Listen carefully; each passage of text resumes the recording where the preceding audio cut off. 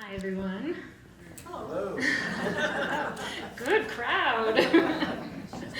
All right, so I'm Carrie Hertz. I'm the Curator of Textiles and Dress here at the museum. And I'm here, first I just want to say thank you to all of you for being here, and thanks to Nancy for arranging this talk. It's been a real privilege to work on this exhibition that I'm here to talk to you about, because it has such local importance, but also it is bringing attention to an artist that has not received great attention and deserves it. And there's no other institution who could do it like we could, because we have the majority of his work. So, the title of the exhibition, Appearances Deceive, Embroideries by Policarpio Valencia. And Policarpio Valencia is a bit of an elusive figure, and his life and his work we're going to bring more attention to. And I want to give a little caveat right here at the beginning, because in the exhibit and in all of the accompanying published material, we are following the convention of referring to the artist by his surname, which is considered the most respectful way to refer to an artist. But for this talk, being amongst friends, I hope you'll let me respectfully break that convention and refer to him by his given name. I was recently talking to Policarpio's great-great-grandson, Jacob Torres, and Jacob described Policarpio's works as being like the tweets of his day. And he didn't mean this flippantly. He wasn't comparing, the creative level, the level of creative effort between tweeting and what Policarpio was doing. But he meant it in the way that Policarpio was intentionally sending out messages to strangers. He didn't know who was going to read them, but he was hoping those messages would have some sort of cultural impact. And so I think this was an astute observation that Jacob made. Because Policarpio sent out these tweets, these messages in a bottle, or however you want to think about them, because he did that, and because they're so personal, and they're so creative, and they're still so relevant today, I know after working on this exhibit, I now feel like I have a parasocial relationship with Policarpio, like I might with a favorite content creator or a social media influencer. And so I hope you too will walk away from this talk and this exhibit feeling like you know something about Policarpio as a human being, as a person, and that you feel a little closer to him, a little human connection. And so here at the museum, when we're talking amongst ourselves, we call him Policarpio, like a friend. So let's get started. Policarpio was born in 1853 in the village of Santo Niño, part of the Santa Cruz mission of the Española Valley. He was a Nuevomexicano mill operator, a mayordomo of the Acequia de las Herreras, and an elected justice of the peace. And when he died in 1931, he left behind 10 large-scale embroidered works that we believe he completed during the last years of his life, between 1922 and 1931. The majority of these, 6 in total, reside here in Moifa's collection. 3 are with the Nuevomexicano Heritage Arts Museum, formerly known as the Museum of Spanish Colonial Arts. And before that institution was built, those 3 were actually housed here at Moifa. And 1 is held at the Heard Museum in Phoenix. So this exhibition will mark the first time that all 10 of those known works are brought together and treated holistically as a body of work by a single maker. In this talk, I want to introduce you to Policarpio and his work and share with you a little about how we've been planning this exhibition behind the scenes. So when I first started this project, we weren't even certain of his birth and death dates. There were actually several birth dates associated with him in the records. He was born in a rural area not long after New Mexico became a U.S. territory, but long before it became a state in 1912. So his life is not well documented in official records. The most obvious administrative presence in his early life would have been, of course, the Catholic Church, particularly Santa Cruz de la Cañada, now known as Holy Cross. So last summer, I submitted what is known as a sacramental record request to the Archdiocese of Santa Fe, and they sent back photocopies of his handwritten baptismal and death records from their archives. So we can now conclusively say Policarpio Valencia was born on January 25th, 1853. He was baptized on January 27th of the same year, and he died on April 25th, 1931, at the age of 78. So he was making all of these embroideries while he was in his 70s. With a lifetime that straddled the turn of the 20th century, Policarpio witnessed amazing yet destabilizing changes in New Mexico, including transformative new technologies like the railroad, urbanization, shifting demographics, and greater integration with the United States. And all of this led to cultural tourism and a revival of interest in Spanish heritage arts that gained momentum in the 1920s. After his death, his textiles passed through the collections of American newcomers to New Mexico who were inspired by the era's arts and crafts revival movement, like Mary Cabot Wheelwright, H. Katie Wells of the Rio Grande Painters Group, and Cornelia Thompson of Taos. So they circulated through their collections before entering the collections of newly established museums and historical societies. Most of these were housed by the Museum of New Mexico, but owned by various entities. And over time, some of those disparate collections consolidated and broke apart again. This was a very confusing time when state heritage organizations were just forming.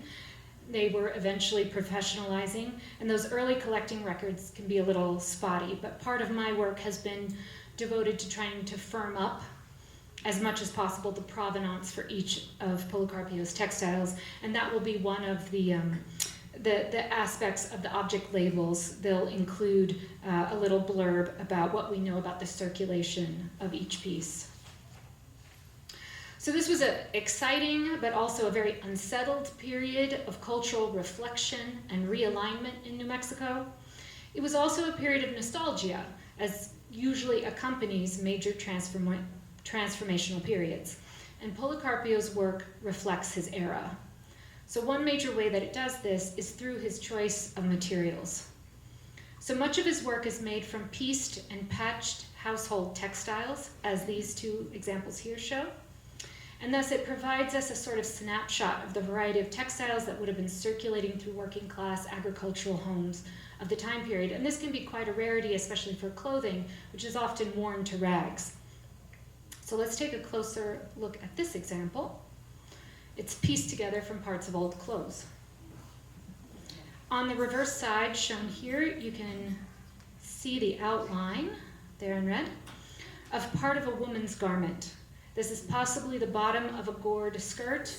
It could also be the long peplum from a woman's jacket that would have been more consistent with a 1910s dress style. This flared silhouette of the garment is what gives this textile its idiosyncratic shape. And there are other parts of what seem to be the same jacket found elsewhere. Here is a quilted collar. There's other less discernible clothing elements made from the same materials throughout. And that material is mainly commercial woolen suiting fabric with professionally finished seams. This is a very polished garment that was used here. In New Mexico, by the late 19th century, machine-woven fabrics like this, and even some ready-to-wear clothing, mostly workwear, starts arriving in large quantities by rail. For more formal attire, like woolen suits, local tailors or seamstresses could sew garments for clients using cloth that was bought by the yard. And here's an early example in Santa Cruz of that style of woolen suiting.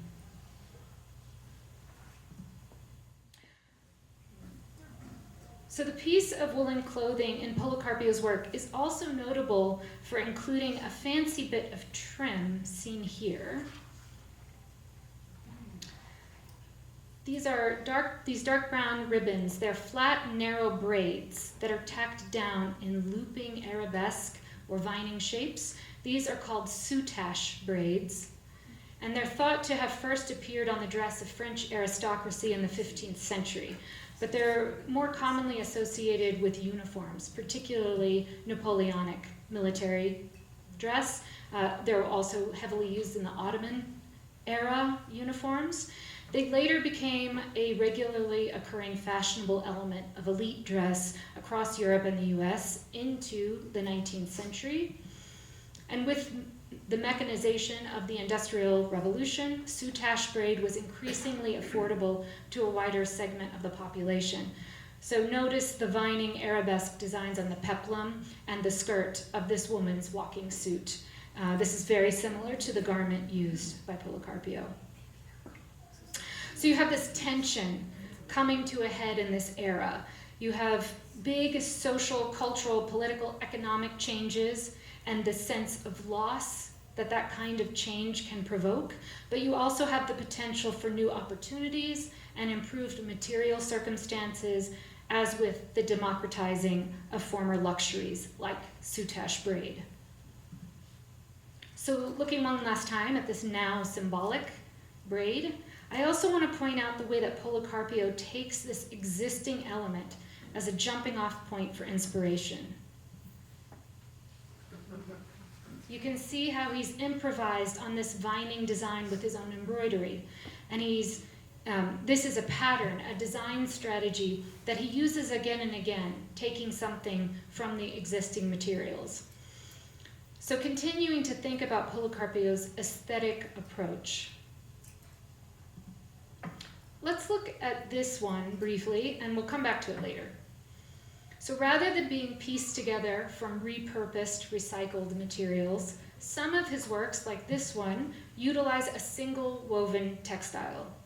This is the one that's at the Heard Museum in Phoenix. We think this may be his earliest work. He didn't date every piece, but many he did, and this one bears the earliest date at 1922.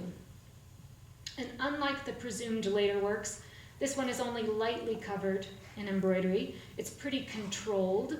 He leaves a good deal of the substrate exposed, so it's easy to recognize it as a hand-woven Rio Grande blanket.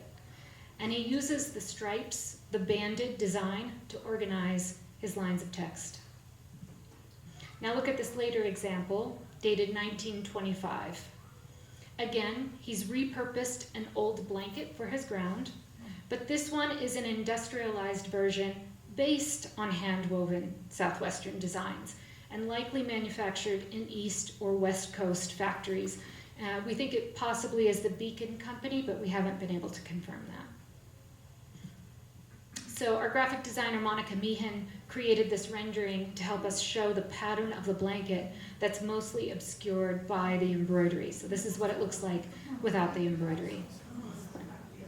So thinking about these first examples, with this mix of products that Policarpio employed, local and imported, handmade and industrialized, we can start to see how the repertoire of daily material culture is expanding for New Mexicans over this period.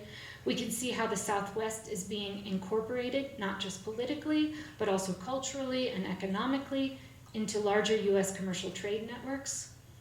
And we can also see how the growing awareness of Southwestern artistic traditions has influenced what was being manufactured across the country. So there's this mutual influence going on. It's not unidirectional. Policarpio may have been attracted to this particular imported blanket because it included design elements he recognized and appreciated. Most particularly would be the Maltese cross, which is a symbol with important significance to local Catholic tradition. And Policarpio would have been familiar with this motif. He would have seen it every time he walked through the doors of the Santa Cruz Church. So just look at how similar these doors look to this textile pattern. So in this detail of this embroidery, you can see how Policarpio, again, he drew inspiration from the existing textile design. And he's filled in those Maltese crosses and the four-leaf motifs, but he's also riffing on them in various ways. And he's adding his own iconography. He's included animals and farm implements that he was familiar with, and he's added labels to them. which hints at a sort of educational or instructional intention. And this is really useful for us too, because we're seeing the local terms he was using for different animals and farm implements. In other examples, he works much more abstractly with what seems like a more improvised strategy. The surfaces of these are completely covered. The substrates are also complete striped blankets, like the last two, but you can barely tell anything about the original pattern.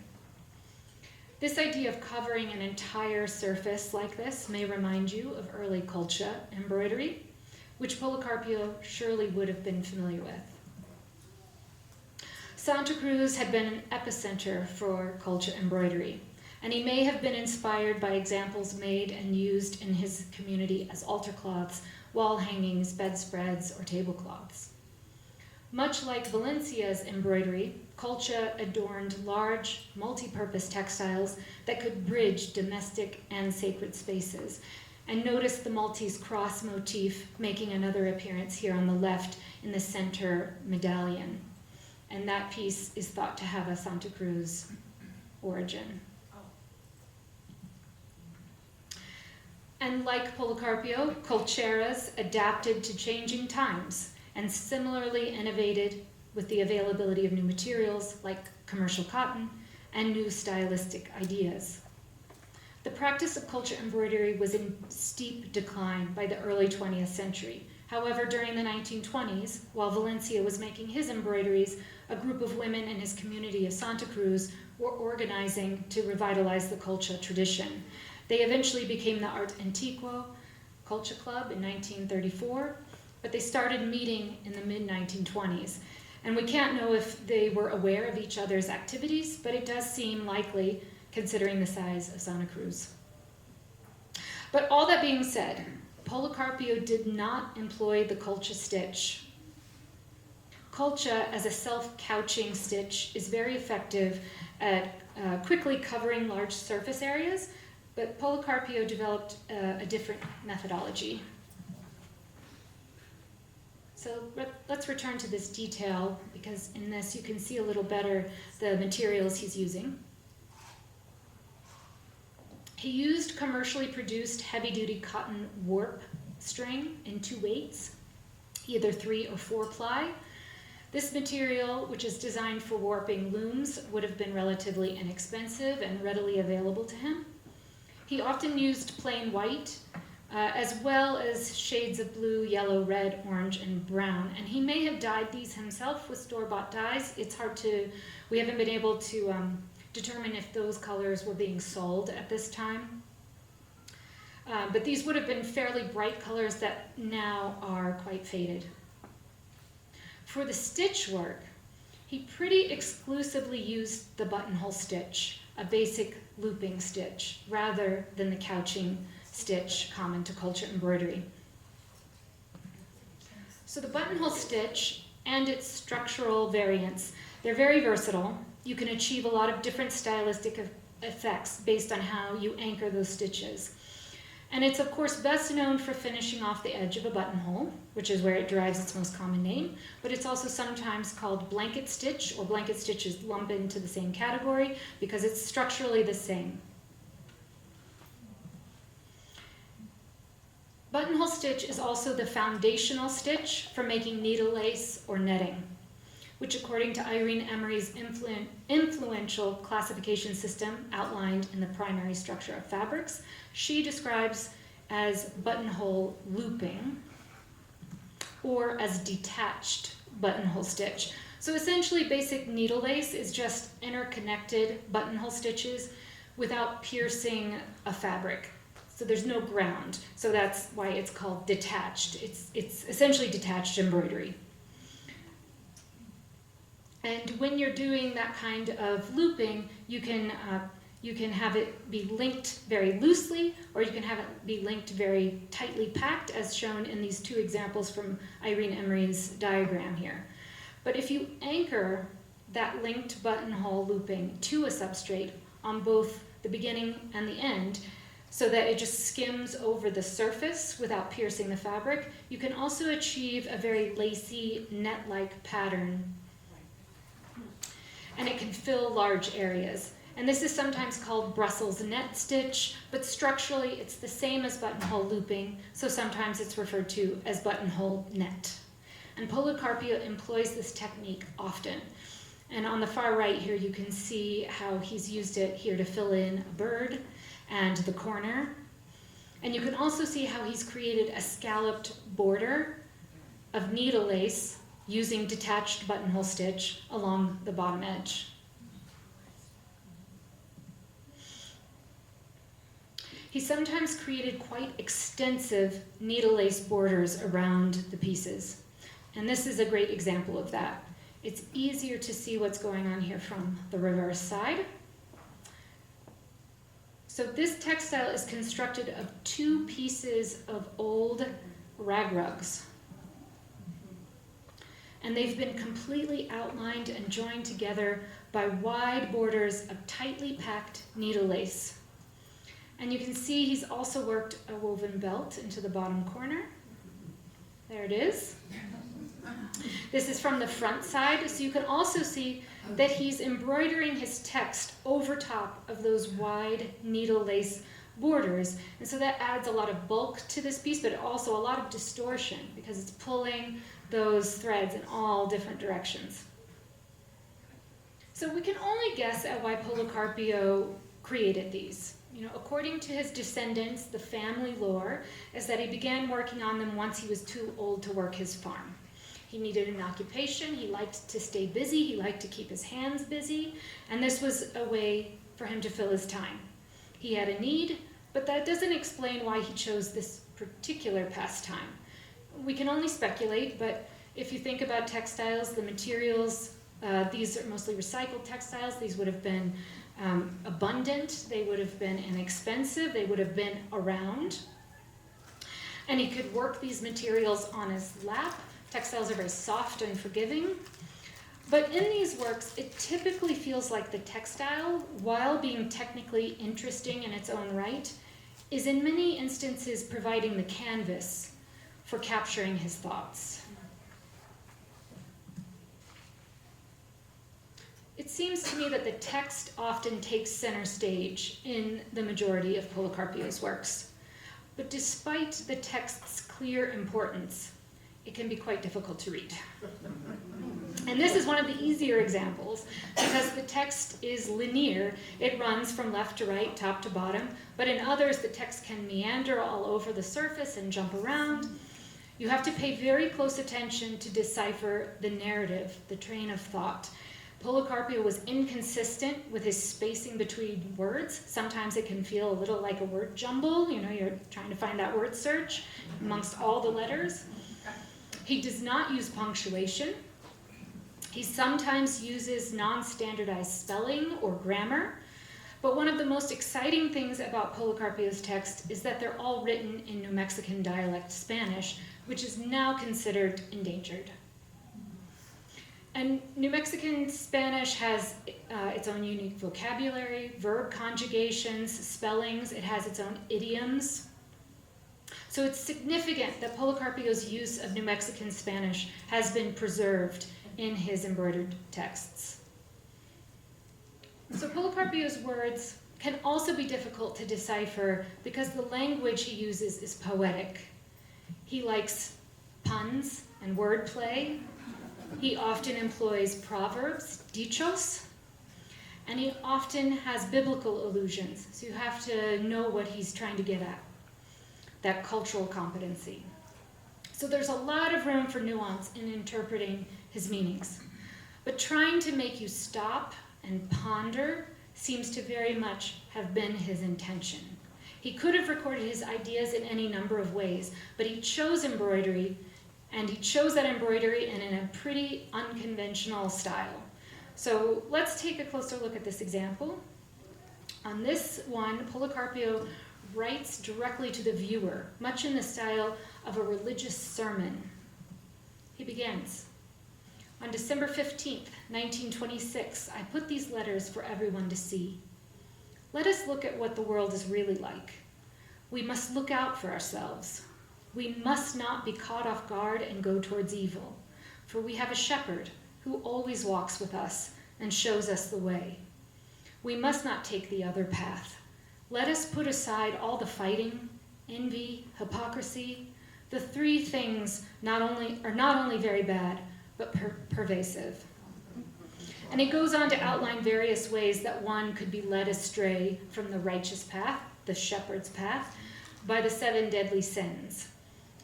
And he writes, and I encourage everyone who touches this writing to carefully examine it and to see if its explanation is true or false, among other harmful things. Because, he warns, appearances deceive. So this phrase, appearances deceive, apariencias engañan, appears on multiple works, and it seems to get at the heart of his commentary. So it became the title for the exhibit. Most of Policarpio's texts concern issues of morality and mortality, faith and divine justice, and most importantly, the need to remain vigilant to seeking deeper truths hiding below the surface of reality. And despite the moralizing or heavy subject matter of his writings, Policarpio also demonstrates a great deal of wit and whimsy. He's often quite funny. So we looked at this example before, but I didn't show you the backside. So let's take a look at that now. And from here you can more easily see the original patterning of the hand-woven Rio Grande blanket here. And down kind of the center axis, he has patched areas with material from old feed sacks. And if you see this up close, you can actually see the original printed logos very faintly in those feed sacks. And on one of those patches, he's added a few lines of embroidery, like a little secret message waiting to be discovered. And if we zoom in on it, he writes, "If this item gets lost, as it is bound to happen, I beg whoever finds it knows how to give it back to me. If he should be long of fingernails or short of understanding, I beg him to remember the 7th commandment is everything." And he's signed it, Policarpio Valencia, Santa Cruz, New Mexico. Does anyone want to take a stab at explaining his reference to the 7th commandment? Show your cultural competency. You can yell it out. Do not steal. Do not steal, yes. And different Christian traditions actually have different numbering for the 10 Commandments. So in some traditions it's actually do not commit adultery, but we're pretty sure he was going with the Catholic tradition, which is thou shalt not steal. So it relies on this shared religious knowledge to get the joke. So this poem actually follows the formula of a traditional Spanish ex libris. And an ex libris is a book plate or a written inscription that's placed in the front pages of a book to identify who owns it. And Spanish versions often start with this phrase, si este libro se perdiera, if this book should get lost. And then it's usually followed by a humorous poem that's meant to deter thieves, but also just to make someone laugh. So there are lots and lots of variations of this particular type. It's the kind of thing that school children write in their textbooks as a sort of joke. And in fact, Dr. Nazario Garcia, who's a leading authority on New Mexican Spanish and who helped us translate Policarpio's messages, he was the one who made this connection for us because he told us he was taught a very similar poem by his grade school teacher when he was growing up in Bernalillo in the 1940s. So clearly, versions of this particular ex libris have been circulating in New Mexico for a long time. And Policarpio adapted it to apply to his artwork, treating his textile like a book. So this is highlighting the literary function of his work. And there's a little playfulness here. So now onto this textile, Policarpio is similarly playing around with folklore traditions. He writes from the perspective of the textile itself, as if the textile is speaking directly to the viewer. And it's set up like a conventional "what am I" riddle. It says, "I am a work of art made of fabric. I am wool, and the service I provide, I do so most willingly. My owner wants me to speak, and that is why I'm speaking to you now. I'm letting you know I'm content with that. He continues, since I can speak now, I will reveal what is true. I could never speak without the letters you see. Thus my owner directed it when he put the letters here. Through them, I have the power, when it suits me, to respond to those who read them. I am the one who answers them, for my owner signed here, Policarpio Valencia. And in Valencia's time, this phrase, sirvo a mi dueño, I serve my owner, followed by the owner's name, was commonly applied to possessions as a property mark. And you can see that here on two embroideries. It was very common to do this on embroideries. These are from Mexico. So this practice may have given Policarpio the idea to anthropomorphize his artwork. He took the idea that an object is serving its owner to its logical conclusion. And this one, as I mentioned before, is the earliest one, dated December 1922, and it seems to set the stage for all the others. These embroideries essentially act as material messengers, as intermediaries for their maker, now long after his death.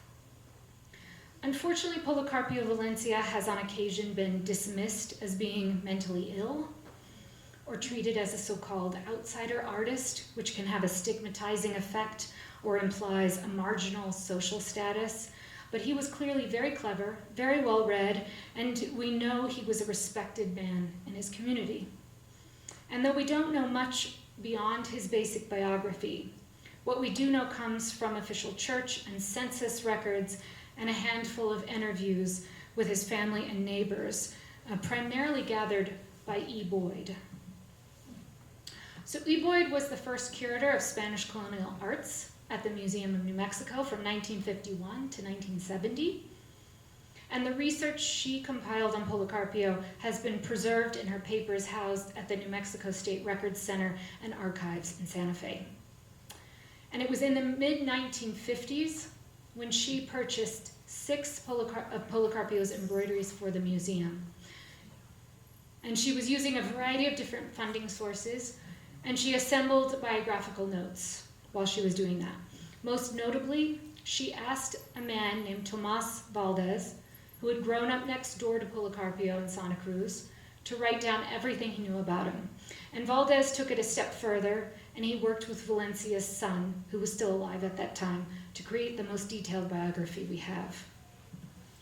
And this is the son, Jose del Carmel Valencia, with his wife, Elvira, and this is the closest we've been able to come to finding a photo of Policarpio. I don't think one exists, but we have this photo of his son, who is standing here on the Valencia property in front of the home that Policarpio lived in, and that home is not standing anymore.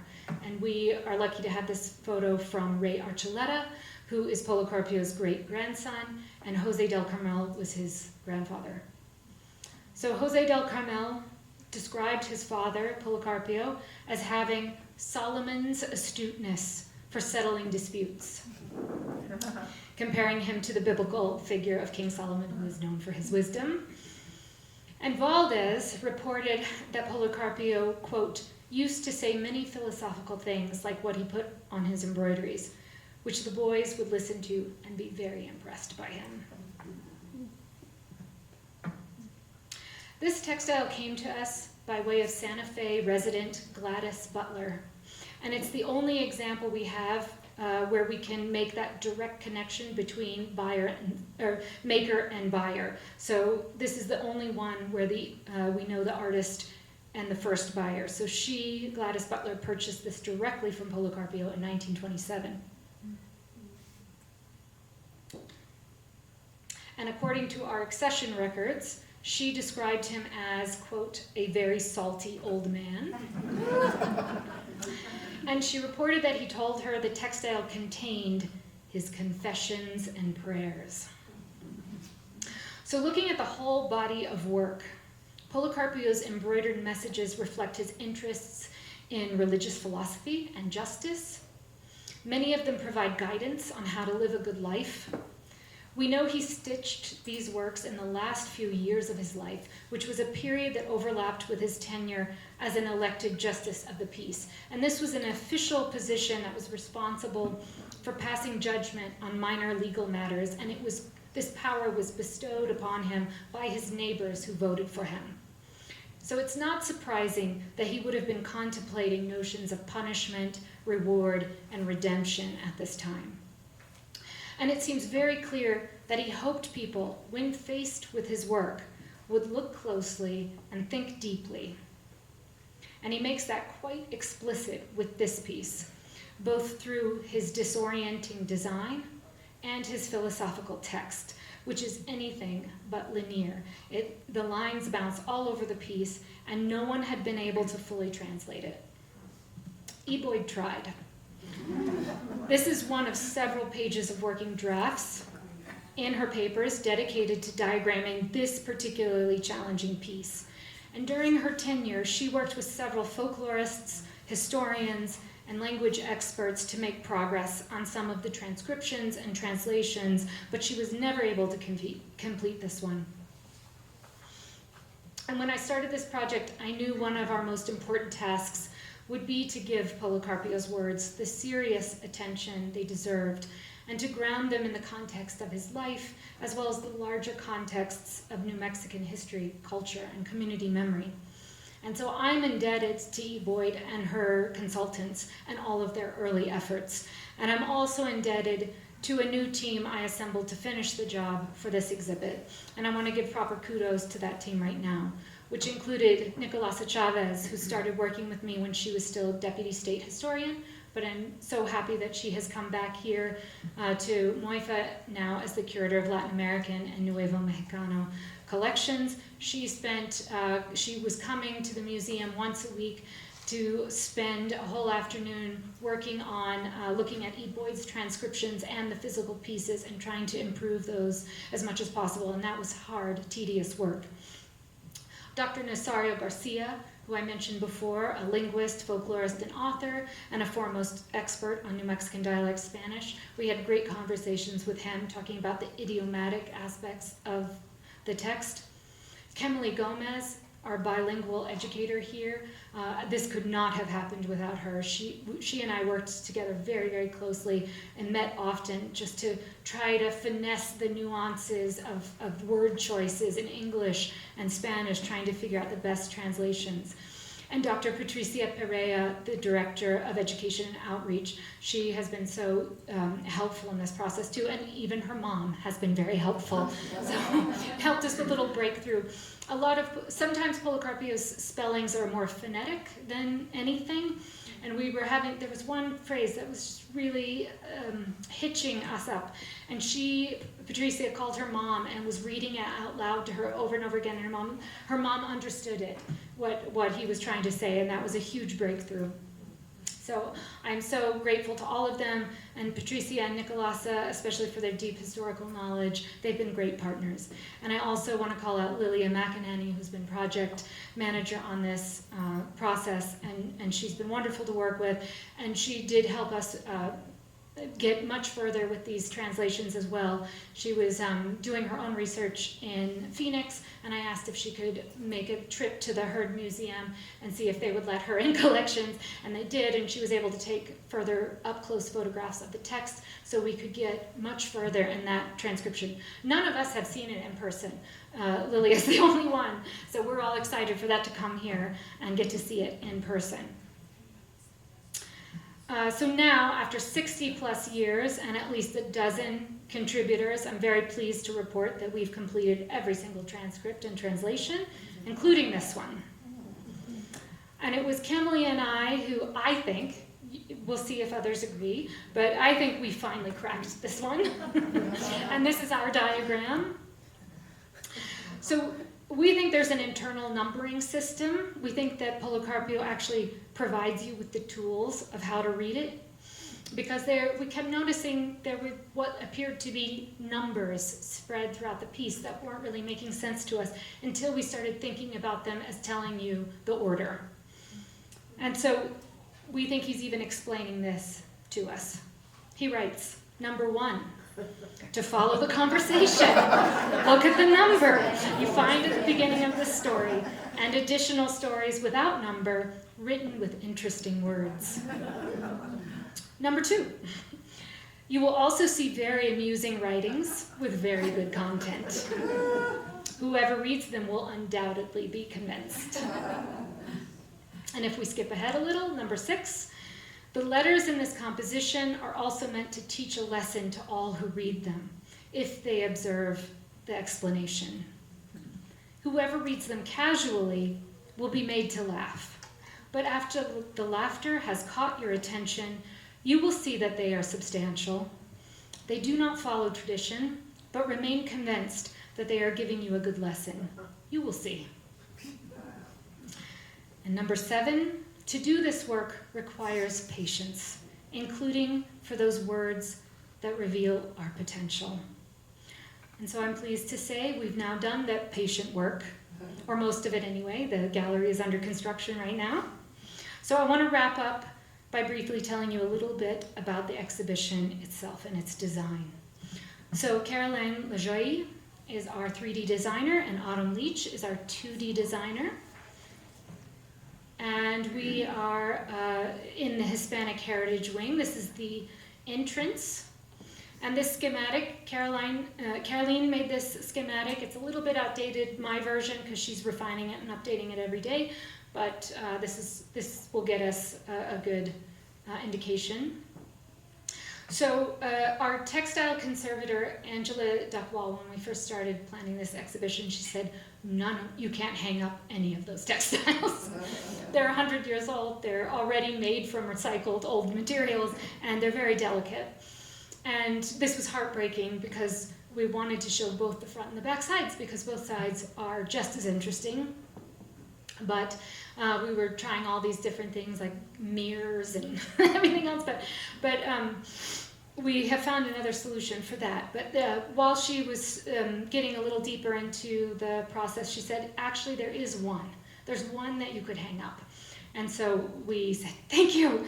And that one is this wonderful greeting, right? As you come in, you can see it in a 2-sided case, so you'll be able to see the front and the back, and it's right there ready to say hello.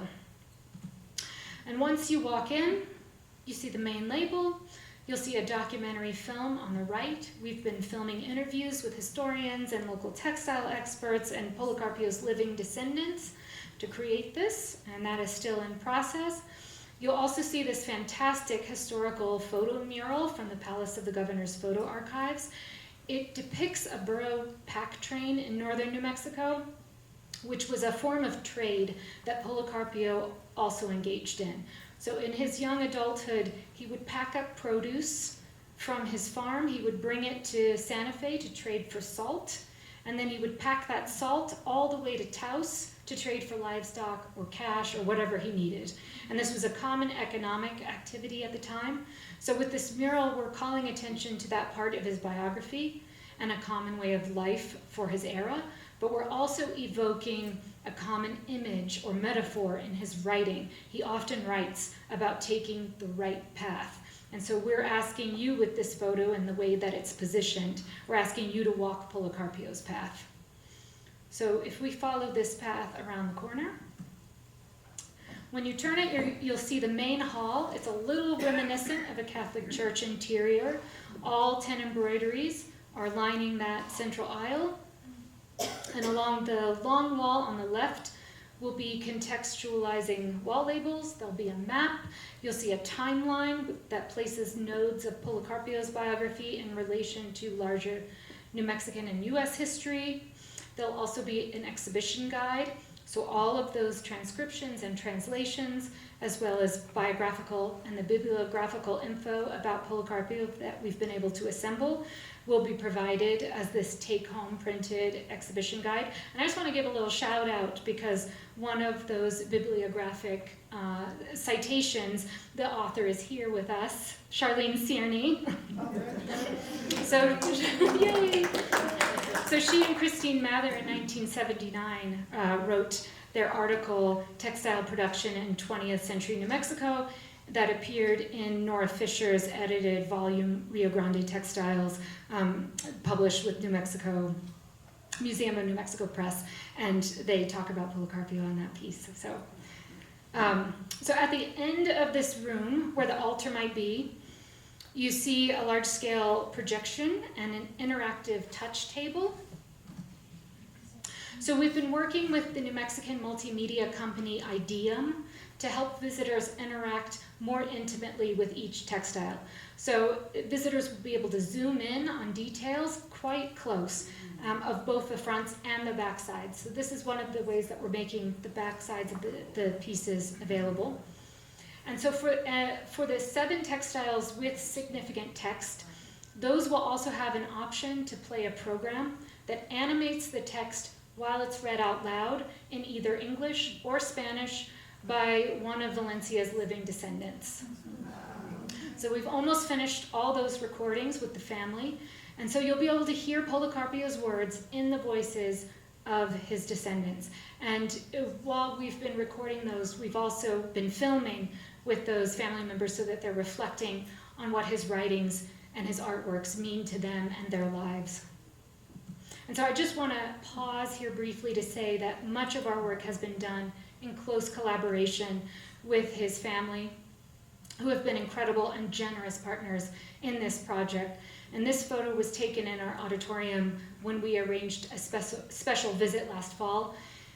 And there's 4 generations of Valencias here, from a matriarch in her 90s to Gen Z. And this was the first time that many of them had ever seen these works in person.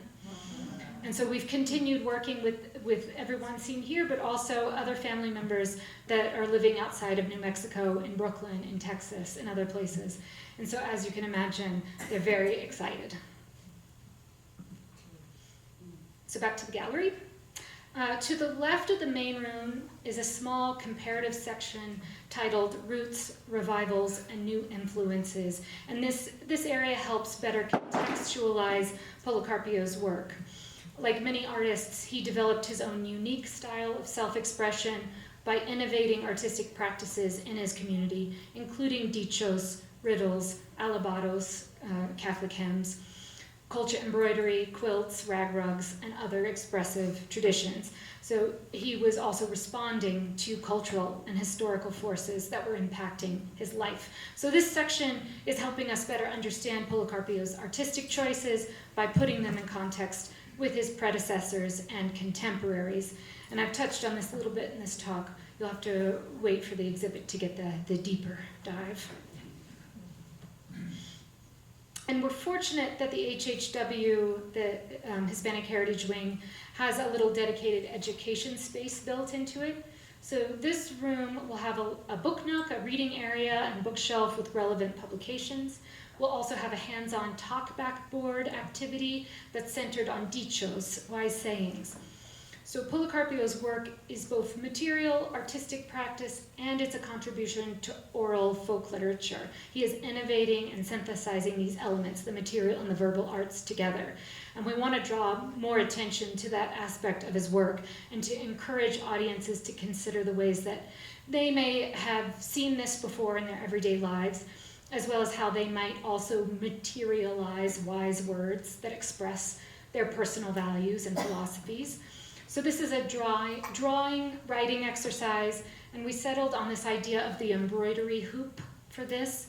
So there'll be cardstock hoops, and we're going to invite people to share some words to live by and to hang those up on a clothesline for others to read. And we're also collaborating with members of Las Tejedores Fiber Arts Guild, who are creating actual embroidered sayings and embroidery hoops that will further decorate this room and illustrate this idea. And it's just another way of us showcasing local textile artistry and making concrete connections between past and present and engaging collaboratively with our communities. So here you can see the full gallery overview. And we were just in the little bump out, the education room. And you can see that overall the gallery is designed to make a circle. So from where you enter, you can make a circle around. And before you leave the gallery, we have one final little concluding section. We're referring to it as the sewing room. And this is another hands-on educational area.